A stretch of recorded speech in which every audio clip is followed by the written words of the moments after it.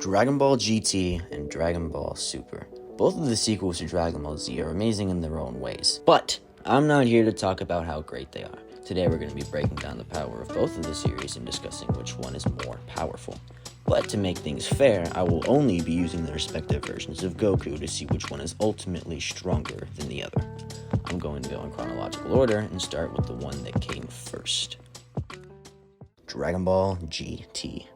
Dragon Ball GT is very hated amongst the Dragon Ball community, and to be honest, it's hated for a reason. But there's one aspect of the series that is often looked over: power.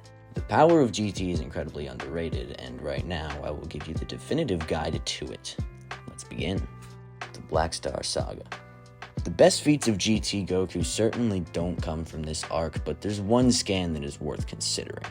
During a fight with General Rildo, Goku makes a very important statement. He declares that Rildo's power is even greater than that of Majin Buu.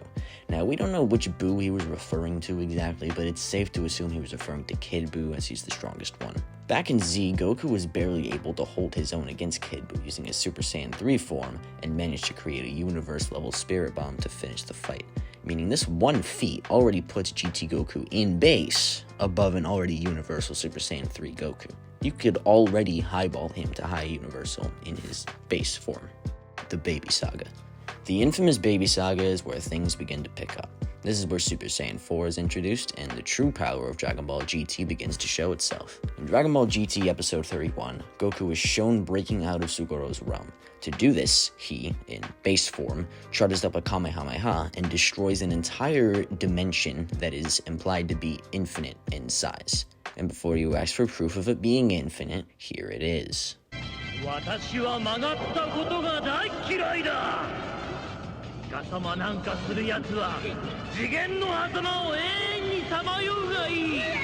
Super 17 arc.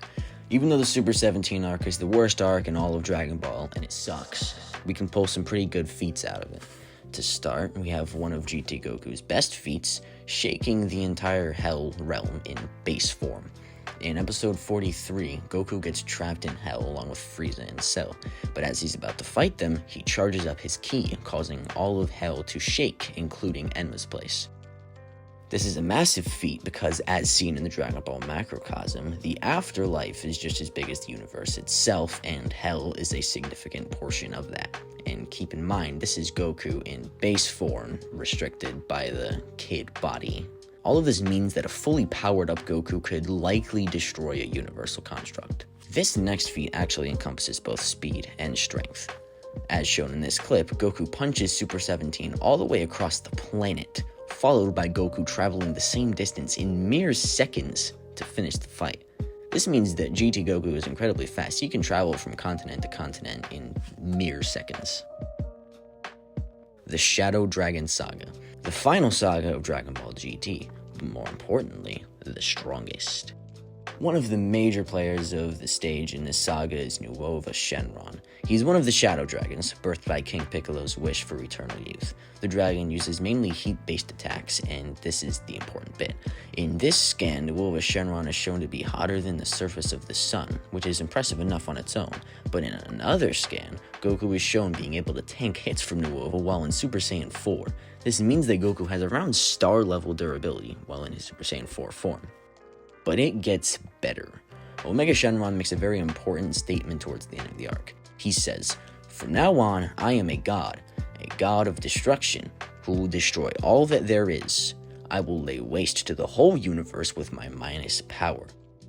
This is very huge considering how the Dragon Ball macrocosm is a multiversal construct, as it consists of many universe-level constructs that are infinite or above in size, and Goku is stronger than Omega Shenron. But there's a problem. He doesn't specify how. There's no scan where it's shown or stated that he could destroy the macrocosm with any real speed or efficiency, so it's safe to assume he can destroy everything in the same way any other Dragon Ball villain can destroy everything, piece by piece, not instantaneously.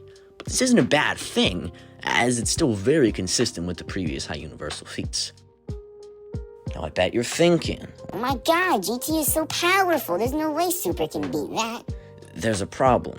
Everything I just said means nothing.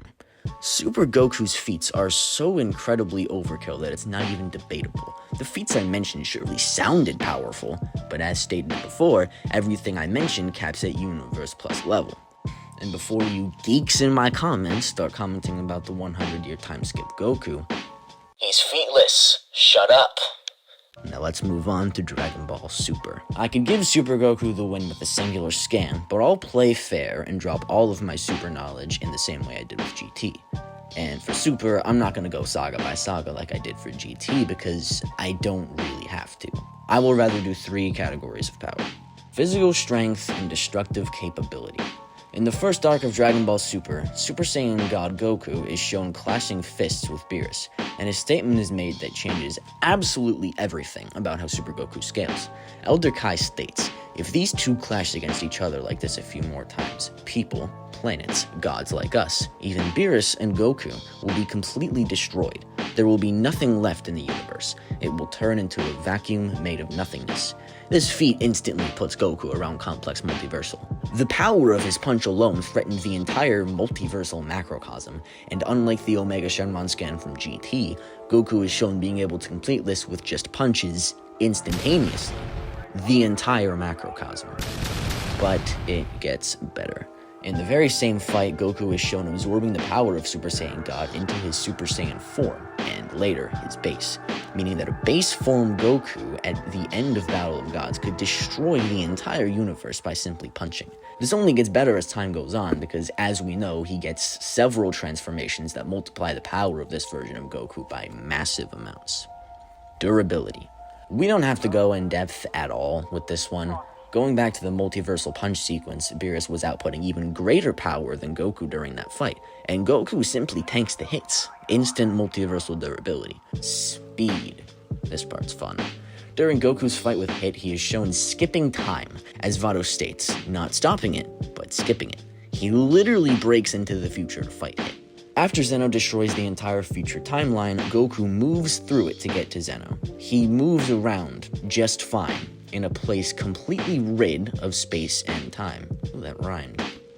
And lastly, in the Tournament of Power, Jiren is stated by Vados to be transcendent of time itself, and Goku was able to match that speed and even go beyond it. That's a lot better than moving around a planet pretty quickly. In conclusion, Goku irrelevant speed, complex multiversal. GT Goku not irrelevant speed, complex multiversal. In a fight between GT and Super Goku would simply speed blitz and remove GT Goku from existence with a single punch, and probably accidentally destroy the entire GT verse in the process. If I missed anything, let me know and I'll revise my scale.